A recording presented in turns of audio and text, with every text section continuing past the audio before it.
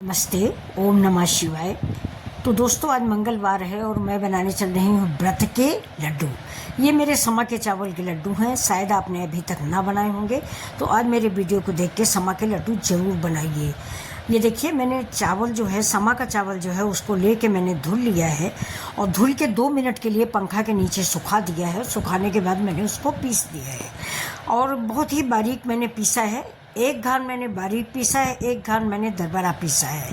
थोड़े में एक किनकी है और एक जो है बिल्कुल सॉफ्ट है। तो ये देखिए, मैंने पीस लिया है। हम अपने पैन में डालेंगे 4-5 चम्मच देसी घी और उसके बाद इसको मैं गुलाबी कलर का भून लूँगी और इसकी महक पूरी किचन में फैल जाती है। आप जानते होंगे, चावल का आटा भूनने में बहुत ही महक आती है और वो भी देसी घी में। तो ये फास्ट की रेसिपी है। नवरात्र भी आ रहा है आप लोगों के लिए। हमारे यहाँ तो सोमवार का व्रत, मंगल का व्रत, बृहस्पति का व्रत, पूरे परिवार में कोई न कोई रहता है। तो मैं ये लड्डू ज़्यादा बना के रख लेती हूँ। कभी लड्डू बना लेती हूँ, कभी बर्फ़ी बना लेती हूँ। बहुत ही टेस्टी होते हैं। एक लड्डू खा के पानी पी लो, पेट भर जाता है। अब देखिए, इसको चावल के आटे को मैं गुलाबी कलर का भूनूंगी। जब इसमें सौंधी सौंधी सी महक पूरी किचन में फैल जाएगी, तब मैं इसको उतार लूँगी। ये देखिए, बहुत धीमी आंच पे इसको भूनिएगा कि पैन में आपके ये चिपके नहीं। मतलब अगर ब्राउन कलर का ज़्यादा हो जाएगा तो लड्डू कड़छाता है, फिर कड़वाता है लड्डू चावल का। उसमें मीठा टेस्ट नहीं आता, क्योंकि चावल का आटा तो मीठा होता है। इसलिए इसको बहुत धीमी आंच पे पेशेंस रखकर भूनिए देसी घी में। हम थोड़ा सा तेल घी बच्चों अवॉइड करते हैं, इसलिए मैंने कम घी डाला। मैंने 4 चम्मच घी डाला है और इसमें आप ज़्यादा भी घी डाल सकते हैं। ज़्यादा घी डालेंगे ज़्यादा पौष्टिक होगा, लेकिन फास्ट में ज़्यादा घी, तेल, दूध ये सब चीज़ें नहीं खानी चाहिए। क्योंकि अगर हम यही सब चीज़ें खा के अपना हाजमा बिगाड़ेंगे तो हमारा व्रत रहने से फ़ायदा क्या है। तो एक दिन का व्रत सारी दुनिया, भगवान बताते हैं, सारी दुनिया बताती है, डॉक्टर बताते हैं। तो उस दिन भी अगर हम बहुत ज़्यादा घी या तेल या ये कहते हैं ड्राई फ्रूट खाएंगे तो मेरा व्रत बेकार हो जाएगा।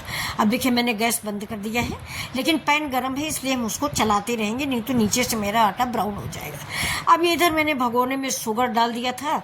1 कटोरी चीनी थी तो 2 कटोरी पानी था, क्योंकि इस आटे के लड्डू में पानी ज़्यादा लगता है। अगर आप 3 तार की चाशनी बना दोगे ना तो लड्डू नहीं बना पाओगे बच्चों, याद रखना। इसमें चाशनी नहीं बनाई जाती, सिर्फ इतना देखा जाता है कि दोनों उंगलियां हमारी चिपकने लगे। ये देखिए, तो अगर आपके पास खोया है तो थोड़ा खोया ऐड कर दीजिए। मेरे पास खोया था नहीं और खोया मैं डालना भी नहीं चाहती थी, ज़्यादा हेल्दी नहीं बनाना चाहती थी। तो मैंने इस देखिए, चीनी की जैसे ही चाशनी तैयार हो गई वैसे मैंने इसमें 1 कप दूध ऐड कर दिया है। और ये मेरे ड्राई फ्रूट है। ड्राई फ्रूट में मैंने लिया है किशमिश 2 तरह की।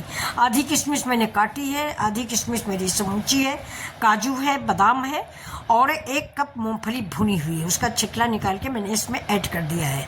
हमारे घर में बच्चों को मूंगफली के लड्डू बहुत अच्छे लगते हैं। तो ये देखिए, मैंने ऐड कर दिया। और ये जो हमारा सिरप है, मतलब इसको सीरा जो बोलते हैं, वही दूध और पानी वाला, चीनी वाला, तो इसको मैं धीरे धीरे करके डालूंगी। इसमें जितना इसमें सोखेगा उतना ही हम डालेंगे। लेकिन देखिए कितनी परफेक्ट नाप थी। पूरा पानी और दूध मिक्स इसमें सूख गया है।